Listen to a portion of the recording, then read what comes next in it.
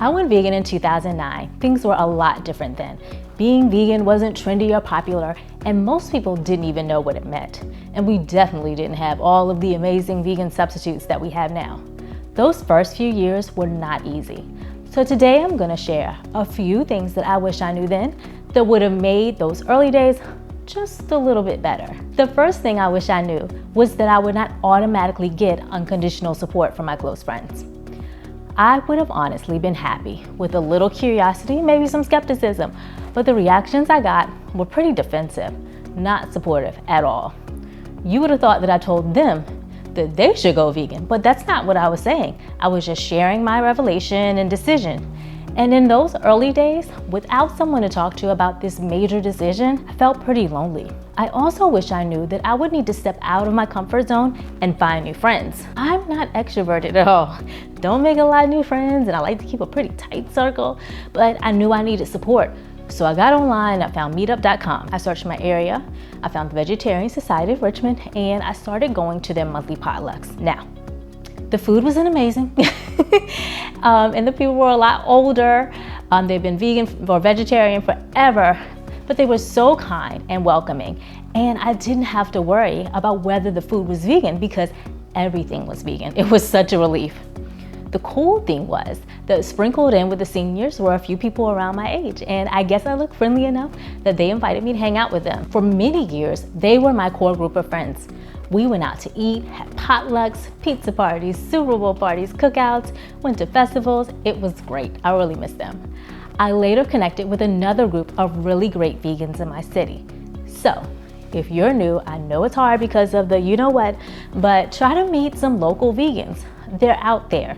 Use social media, even if you hate it, and try to reach out to someone who seems like they might be nice and ask them if they'd like to hang out in a way that feels safe for you. The third thing that I wish I knew then is that I did not have to throw out my mother's Southern Living cookbook collection and all her other cookbooks.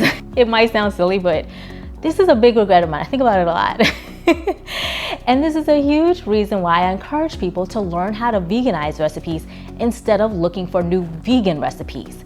If I knew about veganizing recipes back then, I would still have those cookbooks and I would have even more amazing recipes. The fourth thing I wish I knew is that I didn't have to go vegan overnight. Now, it's possible that even if I knew that, I can't honestly say that I would have transitioned slowly, which is what I recommend for other people, because I was so horrified and disgusted about what I learned about factory farming that I didn't want to have anything to do with it. But maybe if I knew that transitioning slowly was an option, I might have at least tried it. Instead, I struggled unnecessarily, skipped out on social events because I didn't want to go and be hungry.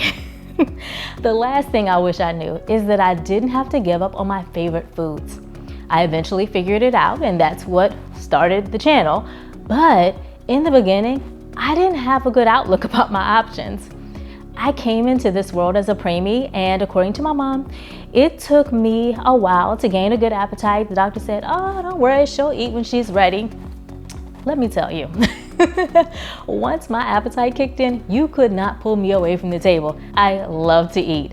And I grew up with a mother who was a really good cook. So not only do I love to eat, but I love to eat a really good food. My mother set me up for disappointment, y'all. I have high standards. I distinctly remember missing chewing something substantial.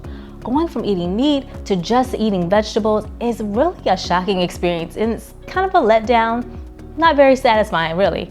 And it took me a while, but I eventually figured it out. However, it would have been nice if someone could have given me some hope, fast-tracked me to the land of satisfying, flavorful, familiar vegan food, the kind of food that's on this channel and in my cookbook. So if you're thinking about going vegan or eating more vegan meals, what are you most afraid of or most concerned about? If you're vegan, what do you wish someone would have told you before you went vegan? Let me know in the comments.